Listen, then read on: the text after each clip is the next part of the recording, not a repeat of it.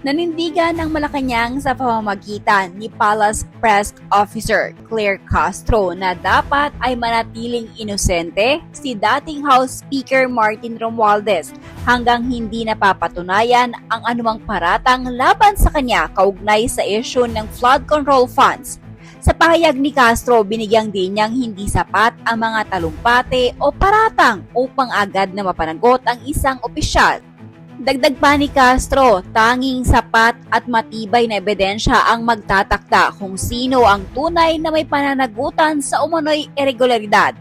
Ito'y matapos ang naging pahayag ni Senator Chis Escudero na tila tumutukoy kay Romualdez sa gitna ng investigasyon sa anomalya sa flood control projects. Sa ngayon, lahat po ng naituturo at nababanggit na pangalan dapat nating ituring na inosente. They should be presumed innocent until proven guilty. Let us go to where the evidence lead us. Bahagi ng naging panayam kay Claire Castro.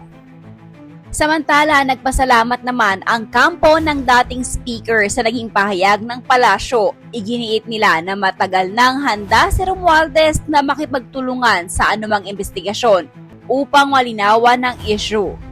Sa ngayon, patuloy na nakatutok ang publiko at mga mambabatas sa investigasyon upang matukoy kung sino ang dapat managot sa umano'y irregularidad sa flood control projects. Ang posisyon ng palasyo ay malinaw. Ang lahat ay dapat tratuhin bilang inosente hanggat walang matibay na ebidensya. Iyan din ang paninindigan ng dating speaker. Handa siyang harapin ang proseso upang mapatunayan na wala siyang nilabag.